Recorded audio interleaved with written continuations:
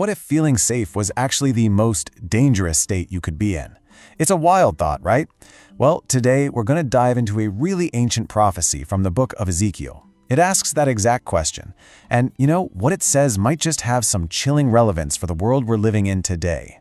And this ancient text, it leaves us with this really provocative, pretty urgent question. Is the security we see in a nation like Israel, is it real? Or is it all just a carefully constructed illusion, Kind of like the calm before storm that was prophesied thousands of years ago. Okay, so the core idea here, the thing we really need to get our heads around, is this concept of a deceptive semblance of security. It's this idea that Israel, a nation that's been restored, might be caught in a trap. A situation that feels totally safe, but in reality is incredibly vulnerable. Think about it like this, just to make it super clear.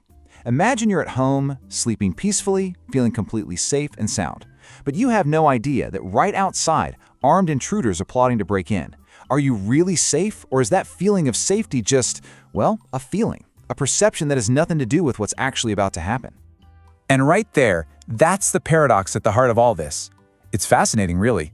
On one hand, the prophecies talk about a restored land, a place where people are living securely. But, and this is the kicker, on the other hand, that very feeling of security is exactly what paints a giant target on their backs. It makes them peaceful, unsuspecting, and, as the text puts it, woefully unprepared. All right, so let's go straight to the source.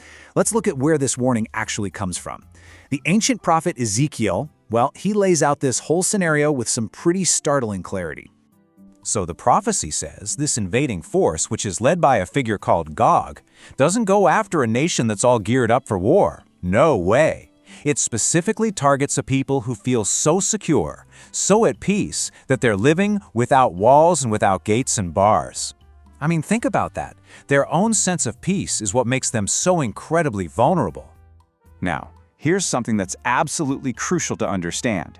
People sometimes get this mixed up with another Gog and Magog battle mentioned in the book of Revelation, but they are not the same thing. The one in Revelation, that happens way later, like 1,000 years later, and it's over in a flash, a total failure for the invaders.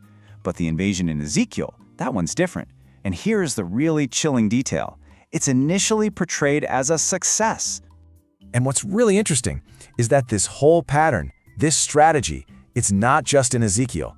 If you look at the prophecies of Daniel, he describes a playbook of treachery that is strikingly similar. Yeah, Daniel basically lays out what you could call the deceiver's playbook. It's not just about military might. It's a strategy built on intrigue, on psychological warfare. Step 1, you make deceit prosper. Step 2, you wait, you watch, until your target feels completely secure, and that's the moment you strike. It's about seizing power through pure cunning, not just brute force.